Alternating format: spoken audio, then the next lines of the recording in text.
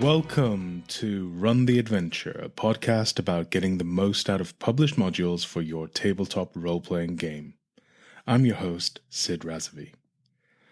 Call of Cthulhu 7th edition players are blessed with a number of collections of scenarios that are perfect for new keepers. These are designed to follow on from those provided in the Quick Start rules, Starter Set, and the Keeper's Rulebook. One such collection is The Doors to Darkness, which contains 5 scenarios for beginning keepers. Besides the scenarios, there is a useful chapter on what makes running and playing Call of Cthulhu so special and different to other tabletop role-playing games. I've talked in past episodes about this, but to reiterate the advice briefly, it's all about creating the right atmosphere and setting the right tone for a Cthulhu mythos mystery to be solved. Knowing how to ratchet up dread and release the tension with the horror that is the final confrontation. So what you really want from a scenario aimed at beginners is for this to be really clear in the structure of the adventure. The early part of the scenario should set the atmosphere and establish this as a mystery waiting to be solved. It should slowly but surely beat its way through the realization that a confrontation with something of the mythos is unavoidable. And then death, insanity, or running away to survive are all likely outcomes. Very occasionally, you may defeat the dread entity and save the world. This episode concerns the first of the scenarios provided in this collection, The Darkness Beneath the Hill. On various Reddit threads and forums, this often gets mentioned as a suitable introduction for players coming from D&D.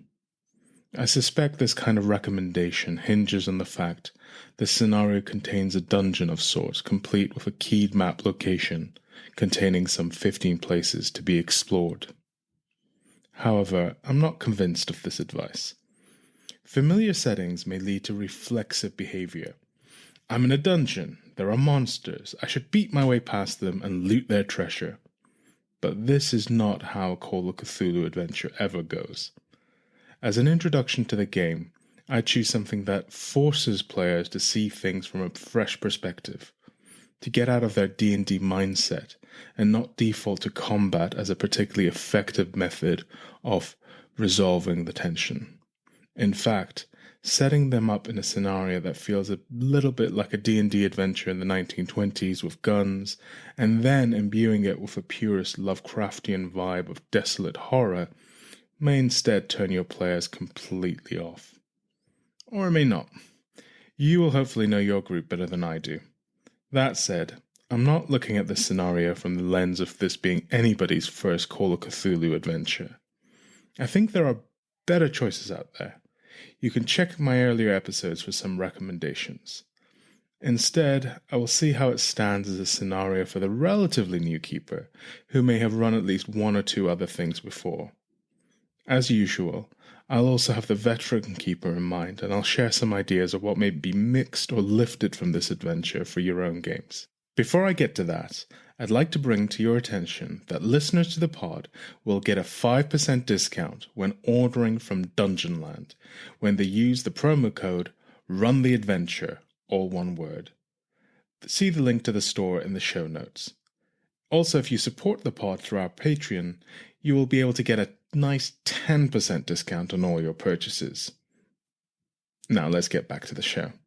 The following content is aimed at games masters or players who want to be games masters. So if this is a module you're going to play, this is the point when it's customary to warn you about spoilers. Summary of the adventure. The investigators are called to Providence by their friend Josh Winscott, who has discovered something remarkable beneath his house. Winscott comes from an old money Rhode Island family who have fallen on hard times. Having inherited the family house, he found some old tunnels beneath it. Excited by the discovery, he invites his friends round to join him in the exploration of these tunnels. But in an odd quirk of the adventure, Once the investigators arrive, they are met by an excited Josh who will then tell them the task at hand, but send them away to prepare.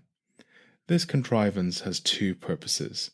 One, it allows the investigators to do some research around the history of the Winscotts and their house. There they will find the unsavory elements of their slave trading past, and the purpose of the tunnel will be revealed as being for smuggling slaves after it was outlawed in Rhode Island. Presumably, once this becomes too burdensome, the tunnel was sealed. The second thing this time away will mean is that Josh will grow impatient and go down to the tunnel all by himself. If you find it incredulous that he would wait for the investigators to show up from wherever they've come from, but then not wait one more day for their return, well, you may not be alone in that. Anyway, returning the next day, the investigators will find the house abandoned and will be able to find that the door leading to the tunnel in the cellar accessed via the kitchen. All the signs show Josh has proceeded by himself and the investigators are left to follow. Josh's tracks will lead them towards the caverns that were made by the serpent people who lived here long before human beings. However, the cavern's main inhabitants are the descended ape-like people who are the result of some few generations of inbreeding by humans who were caught or lost in the caves over a century ago when the tunnel was sealed. Wait, let me just pause for a moment. The writer seems to have adopted a trope in Lovecraftian fiction about degeneracy, particularly of non-white people, and their closeness to animals such as primates. So close that a mere 100 years or so is enough for these people to regress to some kind of ape. I had to double take when I read this and see when this scenario was written. But let's move on and add, for the benefit of the author, that there is, besides simple inbreeding, some pernicious effects of the serpent people's science magic that causes these kinds of regressions in no time at all, evolutionary speaking anyway. In any case, the strange inhabitants live a desperate and brutal life in the caves, which the investigators will glimpse on the margins at first and then vividly as they come across them fighting. As well as the easily scared-off pallid apes, there are two ghasts that roam the cavern, proving a great challenge to the investigators. The party will, in their pursuit of poor and patient Josh, traverse a fairly linear cavern structure that takes them through the whole of history, where they will glimpse the shocking truth that these caverns and their inscriptions were likely made by serpent people who lived so long ago that they were destroyed by an attack of dinosaurs. Yes, dinosaurs. And you all know how I feel about dinosaurs. They're awesome. Beyond the history hall, they will enter a chamber where haunting music emits from a strange ancient organ whose pipes are crowned by human-like heads. Progressing deeper through the warrens, the investigators will come across a plantation of fungi and a temple with a gigantic snake statue dedicated to Yig, the father of serpents. If the investigators have not gone mad or been killed by the ghasts, they will eventually see the chamber containing numerous serpent people in suspended animation before finally coming across the lair of their leader, whose name sounds at least to me like Sirs. There, in his laboratory, the serpentine scientist labors at making a new dawn for his people. Also, a disheveled Josh Winscott lies in preparation to be his latest experimental subject, unless the investigators can effect his rescue. Adventure structure. The adventure begins with a quick overview of the scenario and some background information about the city of Providence. It then dives right into the meeting with Josh Winscott. After meeting Josh, the players are then expected to go away and do some research into the Winscott family, finding out about slavery in Providence on the way, including a letter that reveals the Winscott family's sordid past. All of this is quite weak sauce, But if your players don't think too hard why Josh can't put them up in his big mansion, or hasn't got what the investigators need to go exploring in the time he's been waiting for them, then it kind of works. Compliant players may let you get away with it anyway. The main point is you need Josh to go by himself and get himself captured. That will propel the investigators to investigate the tunnel and caverns also by themselves. A bit of a lazy setup, but there it is.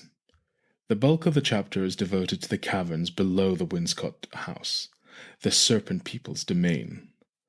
First, there is a page describing the unsavory inhabitants of the caverns, and a series of encounters with them that can be placed anywhere the keeper deems appropriate.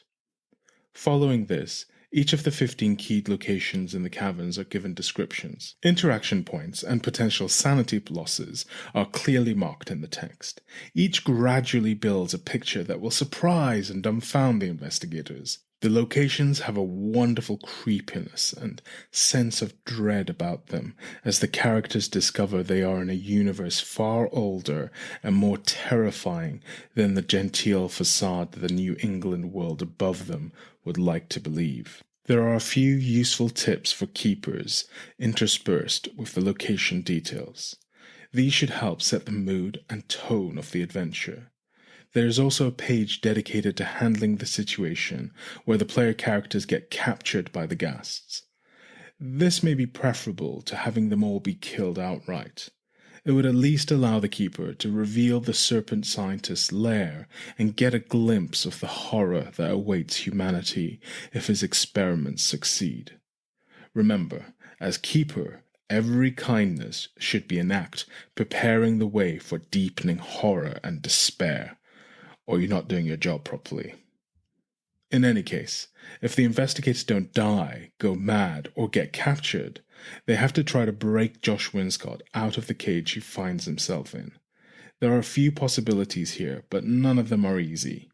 Lucky or particularly clever investigators may be able to time the rescue to avoid or overcome the serpent person with their guns and their bombs and their guns.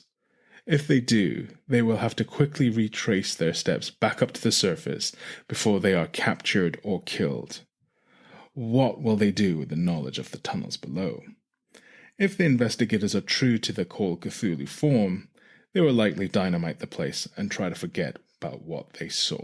Where the fun is at.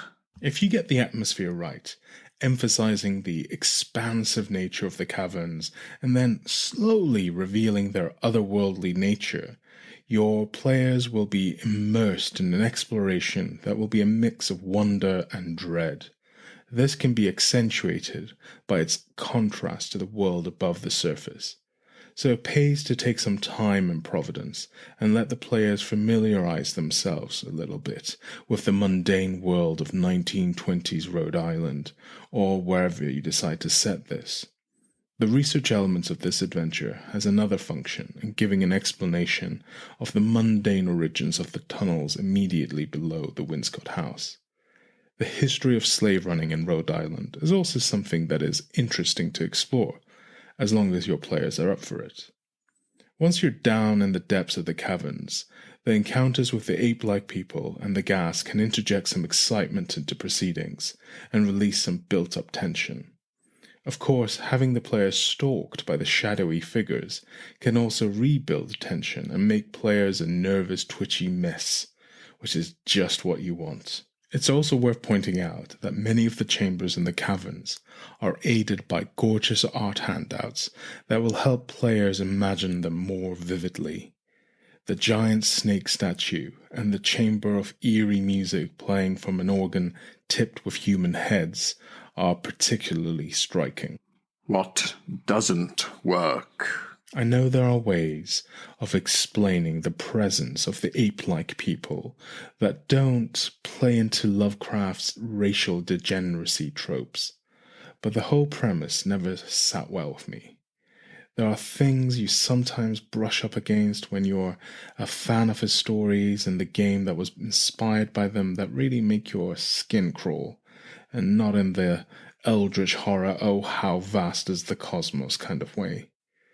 but in the how bloody small-minded and stupid human beings can be, especially the so-called smart and gifted ones. The other major problem I had with the scenario was the entire setup with Josh Winscott. It's a bit contrived, but of course works in giving players a motivation to go further into the strange caverns if they have some stake in rescuing poor, impatient Josh. In terms of the design of the caverns, the layout gives some limited choices about what chambers the investigators will poke their heads into, but for the most part there is a single, unavoidable path from the entrance to the serpent scientist's laboratory. The only choice for the players really is whether they want to keep going forward or turn back, as they probably should. Make it your own. There are a few changes I would make if I were to run this scenario again.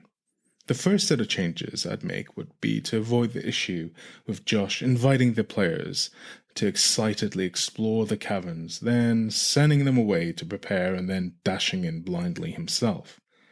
To do this, the investigators can be invited by Josh to his new house for some other reason. For example, the recent death of his last living family member and the inheritance of the house make for a pretty good excuse. More time can be spent in this context getting to know Josh, or getting to re-know him from the player character's point of view, and introducing the player characters to each other. Then, the next day, the investigators may receive a message at their residence in Providence from a frantic Josh who has found the tunnels. He may well urge them to find out what they can given the player characters' backgrounds as investigators. Then they may agree to meet him later that day. Of course, when the investigators arrive, they will find Josh has gone already. His sudden impulse to explore won't be quite as jarring as if he had waited all that time for the investigators to come to Providence and then could not wait a single day more. The second change I would make is to tweak the ape-like creature's origins by making it the result of experimentation by the serpent people. One idea might be to have each of them have a bracelet that causes the transformation in them. Then a side goal may be to discover this fact about them and liberate the captive ape folks, returning them to their human selves.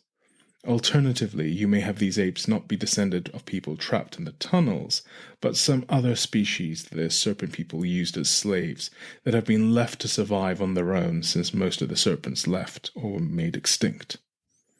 The final change I would be tempted to make is the design of the caverns so they are not quite so linear.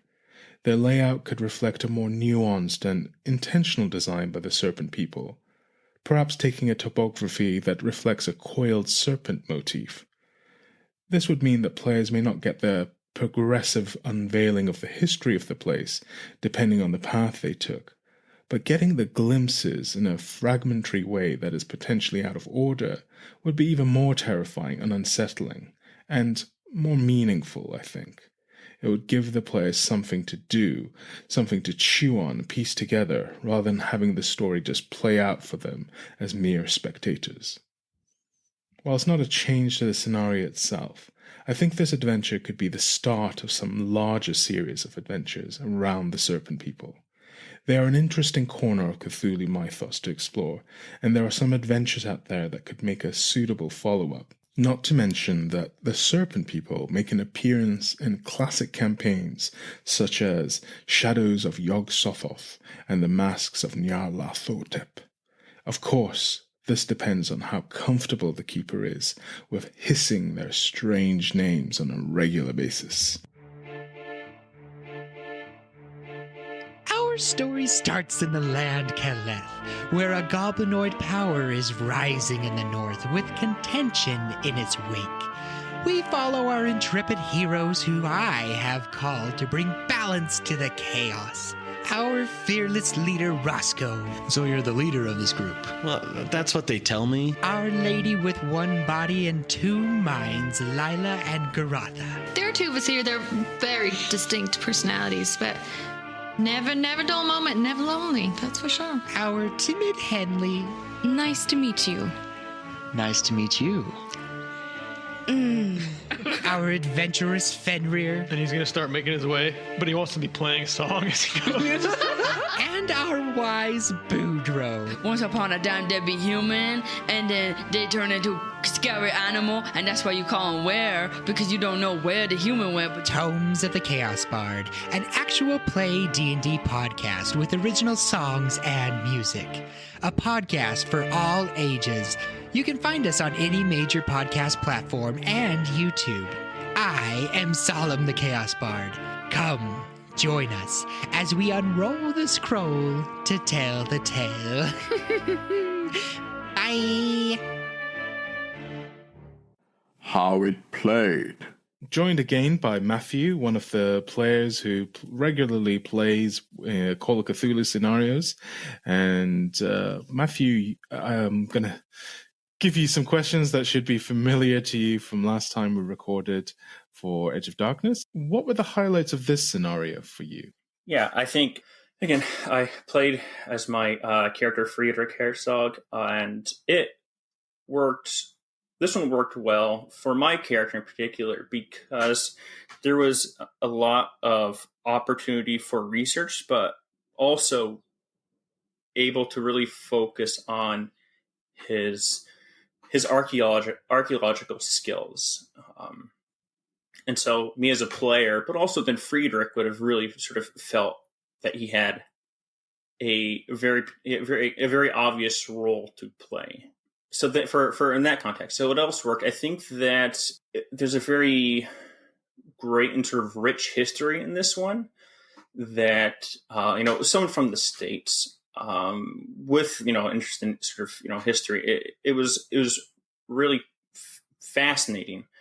I did get a little grouchy because there was a John Brown who was a slave trader, and John Brown of sort of the Civil War is one of my personal heroes, so I had to grapple with that a bit. But that's not the fault of the scenario. But also, I think that what also worked really well was who we went to go see. Winscott? Winscott, yeah, I think he was a great character. Like there was just this, fascinating energy about him, and he helped sort of do a lot to create this because Friedrich kind of knew him, so create this strange energy about the house, but also about what the party was going to encounter, and him digging tunnels, him sort of being disjointed and sort of distant when he's typically very, very kind and sort of gracious and a good host, and sort of he was like not that person that we knew, and I think that really helped set the mood. Yeah, he's an interesting character, isn't it? And what bits didn't you think worked so well? Yeah, I think this one, especially during the when we're sort of in the tunnels, I think I felt a little lost as a player, which could be fine, but it was hard to figure out. These are short scenarios. These are only supposed to last a couple sessions, and you want to try to utilize your time or sort of improve your action economy. And it was hard to sort of figure that out. But also, because I couldn't figure it out, then I couldn't really get Friedrich to act the way I think would have been appropriate or the best.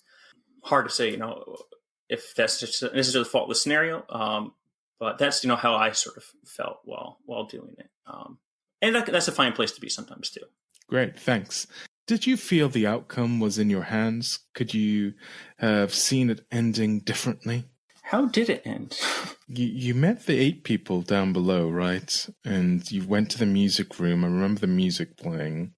Did you get to the suspended animation chamber? Did you see the big serpent? Yeah, well, we died. Well, Friedrich didn't die. I think, there were. Yeah, I remember sort of going into the carvings and then, the apes. But I think our party got wrecked pretty hard, and we had to leave. And I think we left Quarterbit down there on his own.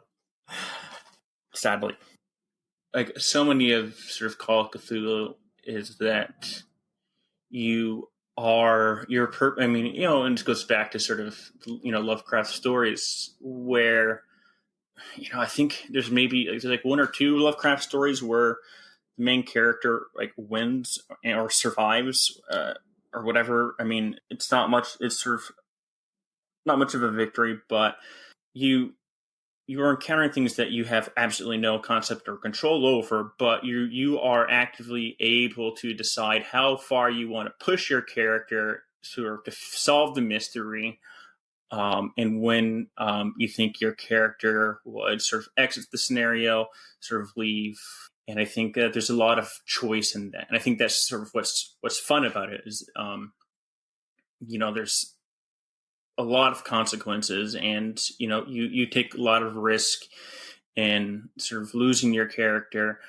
But I think that it's really great for the control over the scenario, because it's like, okay, what would my character do? And there's a lot of sort of latitude for that. So yeah, I did, and Friedrich actively decided to sort of abandon the problem, because you remember what happened last time. Yeah, sometimes the only sane decision is to run away. Yes. This scenario is often touted as a good introduction to Call of Cthulhu for players who've primarily cut their teeth on Dungeons and Dragons. I think it's primarily because there's a bit of a dungeon crawl element, beneath the house. Do you think that would work as an introduction to players who've only know D&D? Yeah, I think so. Because the dungeon element, and because, again, there's a lot of lore, but also sort of, exploring the tunnels. Yeah, the people I've played D&D with, I think you would run into some conflicts with sort of how punishing sort of Call of Cthulhu is versus D&D. But yeah, I think it would, because you do your spot hidden, and you do your hides, and there's little things to find, little sort of treasures, or like, I found, I'm just even looking at my notes, seeing, I found a collection of artifacts, rock shaped pyramids, or gold rim pocket watch. Like, those are just little sort of things that I think a lot of D&D players like to find. And I think it will remind them of that. I think the only caution would be, again, just making sure they know that it's a very, very deadly system. I would maybe favor Edge of Darkness, just because of maybe the build-up and the simplicity of it. But if you know your group, absolutely, I think this would work very well, for D&D players looking for a new system. Final question: what would you add or change about the scenario if you were to run it yourself? Yeah, and I think maybe this is sort of just a general statement about running one shots, especially if there are new characters or pre-gen characters, or you don't know, or new players. Well, you're like the party is new to each other. Is some sort of, and it's always hard to do. This is always one of the hardest things to do. Like how do you say in character, that you have, a 60 spot hidden ability? Like, it's a weird thing to phrase, but I think some sort of discussion or understanding of each other's maybe strengths, but maybe the what makes it fun is, trying to, like, the failing, but also trying to sort of, through the story, figure each other out. But again, since it's a one shot, and if this is an introduction for D&D players, then maybe having some ability to sort of metagame a little bit, and figure out who's best at sort of tackling certain problems that come up. I remember, just characters sort of making decisions, which Friedrich would have been better to do, but not wanting to step on their toes. It's an interesting point you raise. I'm kind of torn on the question of whether competency should be a major factor, because one of the things that about Call of Cthulhu I like is that for the most part these are ordinary people who are faced with really extraordinary and often horrific situations in a way that D&D characters are not really ordinary people. They're heroes, and often the metagaming that happens very upfront is that notion that I am this race and this class and this level, and that, you don't even need to know much more about the details of the, but you know that, you know, if you want healing, you go to the cleric. If you want magic, you go to the wizard. And I think that that's kind of against the spirit of Call of Cthulhu. Although in the case of Friedrich, he was an archaeologist, and you would kind of go, okay, the archaeologist probably knows something, or the police detective is going to be good at shooting people and investigating things. And so I can see a little bit of, you know, by the job titles and their backgrounds and introductions, you might want to do that. What do you think of that? What do you think of the idea of just, you know, role-playing the characters without that crutch of kind of, this is what I'm actually competent, and whoever happens to be in the situation reacts as they react?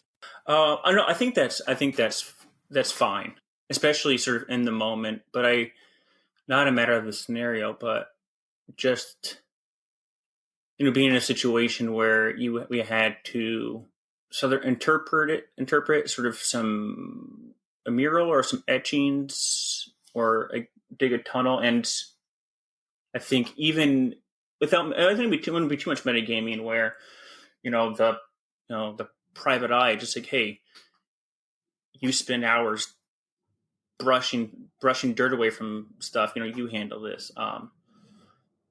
Just, you know, some basic understanding of what these characters are and their occupations, and sort of utilizing that. You know, you don't have to say it's like, oh, my skill is this. What I would change, I think, would be, again, this is a very lore heavy scenario, and I remember listening. I think there's a lot of sort of exposition from you, which is fine, which is great. But I think that, you know, with one shots, there are time constraints, and you don't want to push them too far.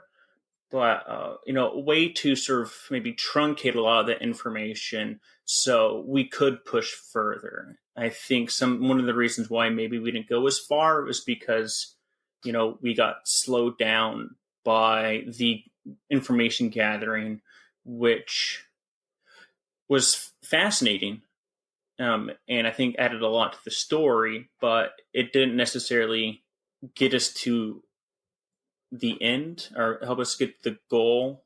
And finally, The Darkness Beneath the Hill is a fun and atmospheric dungeon crawl in the Call of Cthulhu style. As in, if you get into too many fights, you will almost certainly die. There's a lot of neat scenes contained within the adventure. Whilst the setup is a little contrived and the way it plays out is heavy on the railroad, it is a memorable scenario and one that my players enjoyed a great deal. With a couple of changes, it would be a good scenario to bring to a relatively novice group of investigators, if only for some of the mind-shattering revelations about the Serpent People. Thank you for listening to Run the Adventure with me, your host, Sid Razavi. I'd love to hear any feedback, questions, or your thoughts on this episode. Details for how to reach me are in the show notes. If you'd like to support the show, please do consider posting a review wherever you get your podcasts. It really does help more listeners find the show. If you'd like to help with the costs of the show financially, there is a Patreon to do just that. I'm happy to say that Patreons get a 10% discount with Dungeonland, a tabletop role-playing game specialist store. You can find a link to the Patreon on the show notes and to Dungeonland as well. Until the next episode, may your adventure run fantastic.